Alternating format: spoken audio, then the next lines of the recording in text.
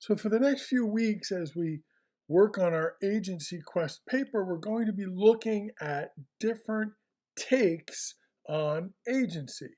What does a music video say about agency? What does Reina Grande say about agency? What does an experience or person in our own life tell us about agency? And we're going to start that quest by looking at commencement or graduation speeches and asking the question, what do they tell us about human agency? And specifically, every time we look at a speech, what we want to look for are specific ideas and suggestions about specific behaviors, philosophies, attitudes, approaches, cultural, social, natural forces, and how they limit or advance our agency.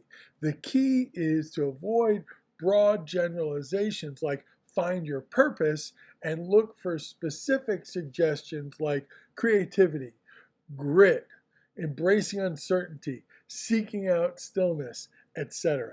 Now, those little words I just threw out for you are ideas that come from Oprah Winfrey's speech, which is one that we're going to look at together as a way of practicing this skill of listening to a commencement address. Now, as we listen to this address, and as you listen to all of the addresses you're going to be studying, you want to treat the commencement speech like any other text. And that means you want to use CTEC to annotate it. Now, one thing that makes using CTEC to annotate a commencement speech easier is if you find the text of the speech. And I've included on the quiz page a link to the text of Oprah's speech. You'll find it by scrolling right below the actual video that I'm showing you now. You'll find the text included on the same web page that includes Oprah's speech. It's handy to have the text when you're CTECing because then you can just follow the regular CTEC techniques. If you're watching a video without the text, then you have to take more notes. You take notes that correspond to the claim, terms, examples, and quotes. So this is why it's really important to find a written text of commencement speeches. And even when you find them out on YouTube and the web, if you do another search, you can usually find a written text as well.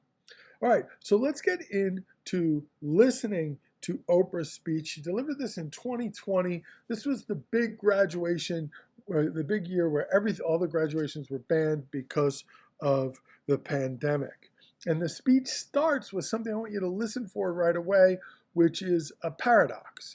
There's an immediate paradox of agency. The pandemic has on one level destroyed graduations. People can't have them. That's frustrating. That's saddening.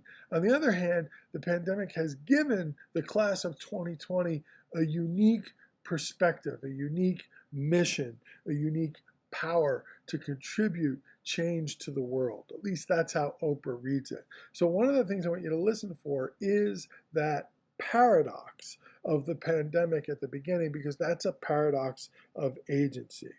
From there, I'd like you to keep an ear out for other key concepts that are specific ideas about things that limit our agency, enhance our agency, or both. And I'm going to stop the video every minute or so to kind of highlight a few things and then preview where to go. So you want to be jotting down notes and or CTECing the text of the speech if you're looking at that. Hello, everyone. I know you may not feel like it. Ooh, I forgot to warn you about the cheesy music. Sorry about the cheesy music. But you are indeed the chosen class for such a time as this, the class of 2020. You're also a united class, the pandemic class that has the entire world striving to graduate with you. Of course, this is not the graduation ceremony you envisioned.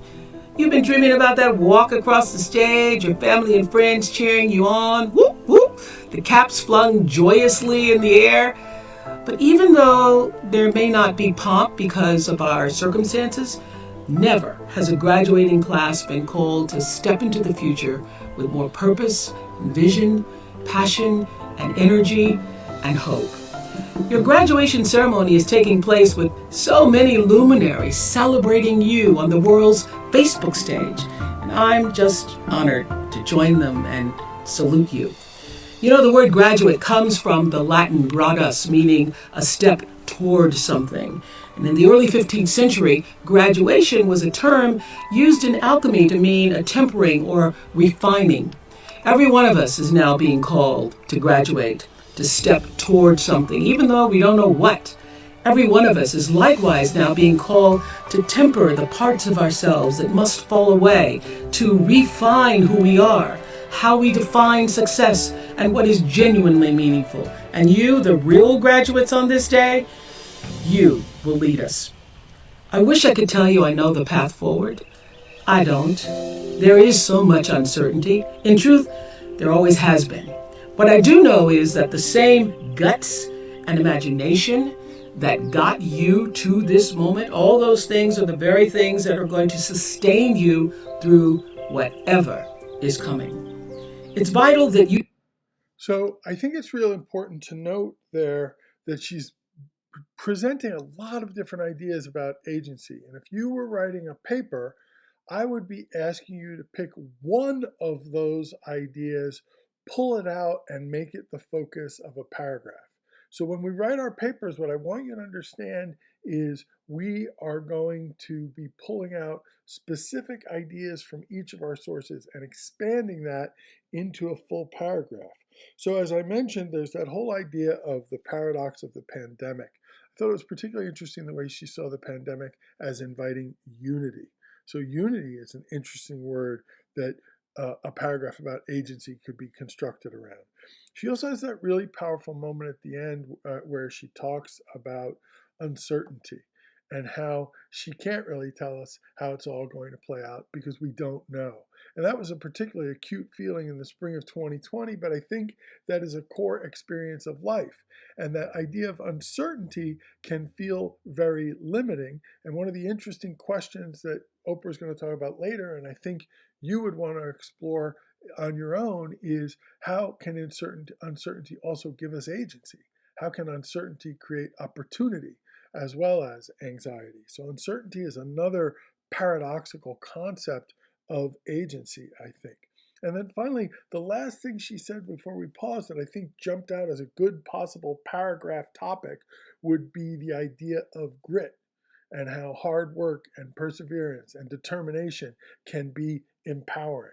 She also brought up, and this is going to be a motif that will reappear throughout the speech, imagination.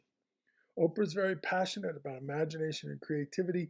You're going to hear imagination and its connected word creativity pop up throughout the speech. Keep an ear out for it.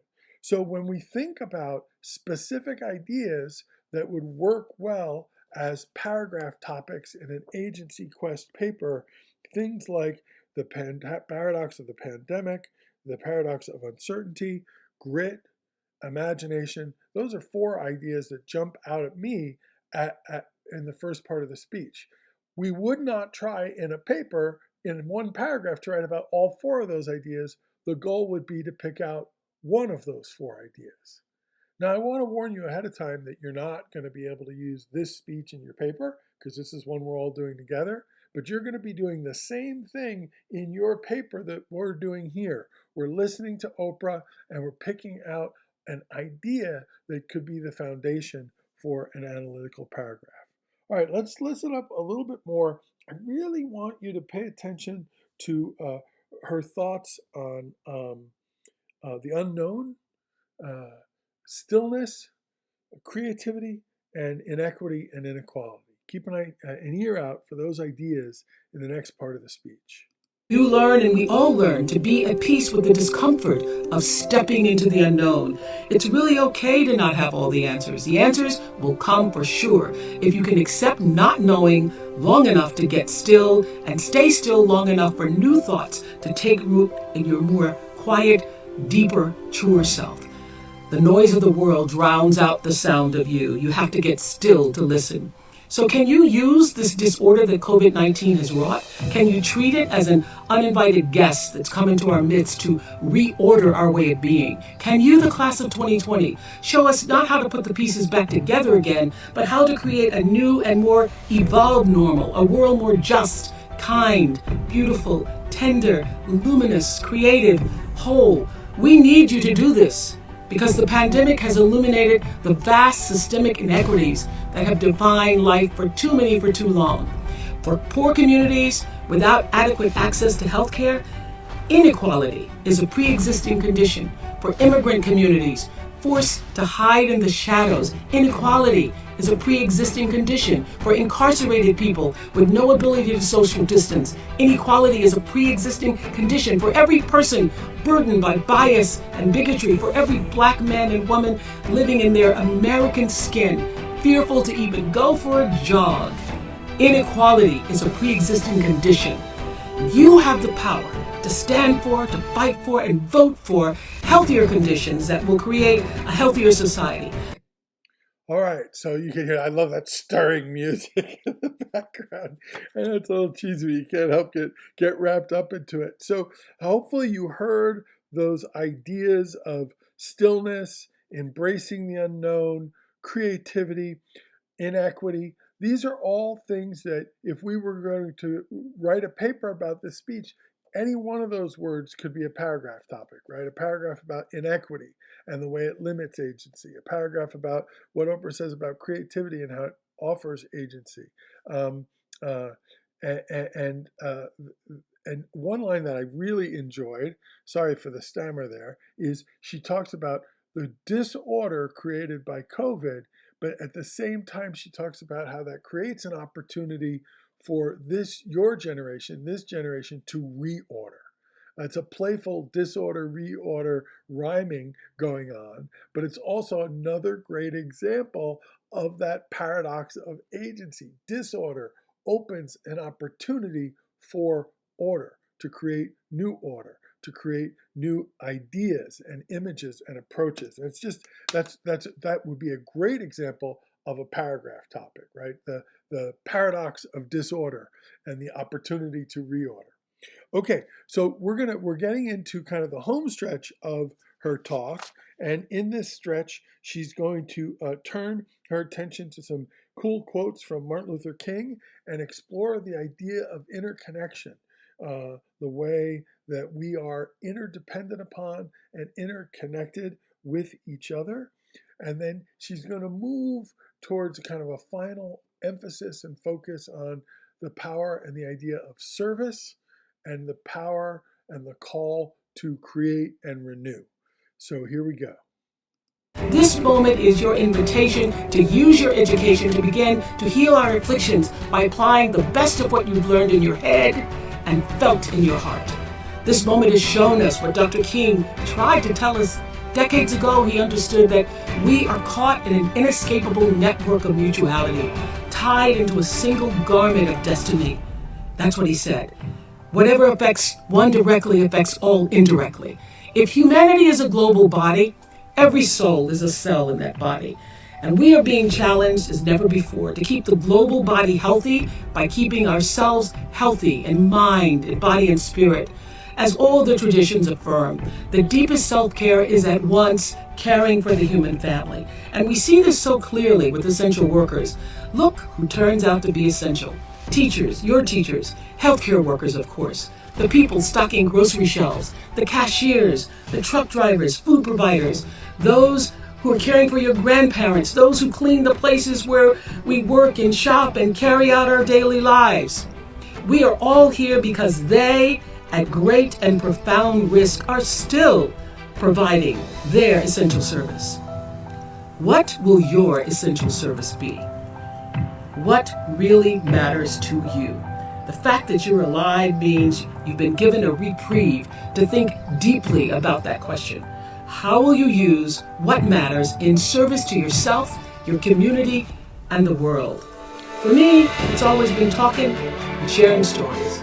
For you, well, that's for you to discover. And my hope is that you will harness your education, your creativity, and your valor, your voice, your vote reflecting on all that you've witnessed and hungered for, all that you know to be true, and use it to create more equity, more justice, and more joy in the world.